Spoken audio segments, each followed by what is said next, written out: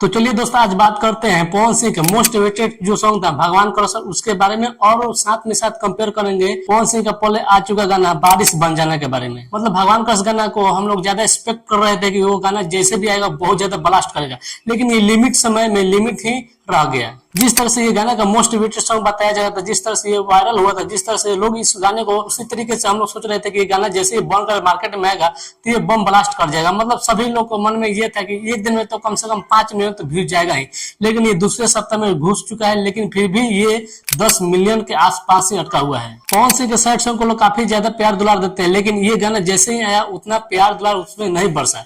मतलब पवन सिंह का जब भी गाना कोई आता है तो उसमें ज्यादा से ज्यादा व्यू मिलता है, और ज्यादातर खासकर सैड सॉन्ग लोग ज्यादा पसंद करते हैं पवन सिंह की। और ये जो सैड सॉन्ग आया भगवान का, उतना ज्यादा व्यू नहीं मिल पाया। मतलब कि अगर ये गाना जैसे ही आया, इसको कम से कम एक हफ्ता, ये दूसरे सप्ताह में ढुका हुआ है, तो कम से कम ये 20 मिलियन होना चाहिए, लेकिन अभी 10 मिलियन का आंकड़ा ही क्रॉस कर पाया है। और इसी हिसाब से देखा जाए कि बारिश बन जाना जो पवन सिंह का आया हुआ था 2-3 साल पहले आया हुआ था, वो गाना कितना बेहतर था। मतलब उसका आवाज, उसमें जो कितना सुकून था, वो गाना अगर आप लोग सुनिएगा तो बोलेगा कि वाकई में पवन सिंह का जो आवाज है, नेचुरल आवाज है, उसी तरीके से वो गाना लगा था। मतलब उस गाने को लोग हर एक तरह से, हर एक जगह, सभी जगह लोग उस गाने को तारीफ किए थे।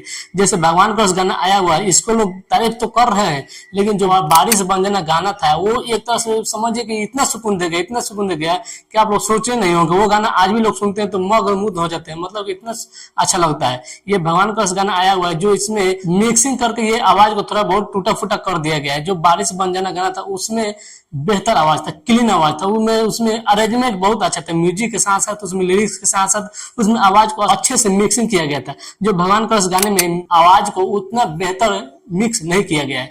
भगवान का गाना जो स्टेज से वायरल हुआ था, वो गाना काफी वायरल हुआ। मतलब वो गाना लोगों के दिल में, जहन में बस गया था कि अरे वाकई में पवन सिंह का आवाज कितना बेहतर है। और ये जब गाना बन के मार्केट में आया तो ये गाना उतना कमाल नहीं कर पाया, क्योंकि ये आवाज में इस मिक्सिंग करके इसको दबा दिया गया है। मतलब ऑटो ट्यून और डी ट्यून का प्रयोग करके इस गाने को थोड़ा बहुत छेड़छाड़ कर दिया गया है। पवन सिंह का जो नेचुरल आवाज होता है वही लोग गाना को ज्यादा पसंद करते हैं और ज्यादा सुनते हैं।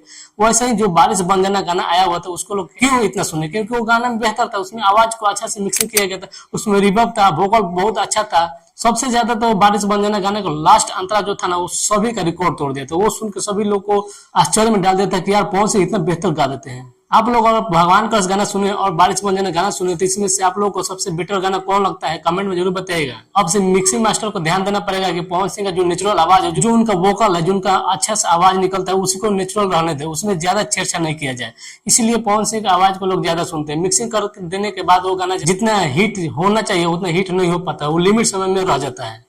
यही कारण है कि भगवान का उस गाने को लोग एक बार से 2 बार 3 बार सुन चुके हैं, उसके बाद से लोग दोबारा उसमें क्लिक नहीं कर रहे हैं। गाने का मतलब होता है कि नेचुरल आवाज के साथ छेड़छाड़ नहीं, वो नेचुरल आवाज है तो उसको रहने दिया जाए, उसके बाद से वो गाना ज्यादा लोग सुनते हैं और दोबारा क्लिक करते हैं, बार बार लोग सुनते हैं। आप लोग क्या करना चाहेंगे कमेंट में जरूर बताइएगा। मिलते हैं अगले वीडियो में, तब तक के लिए नमस्कार।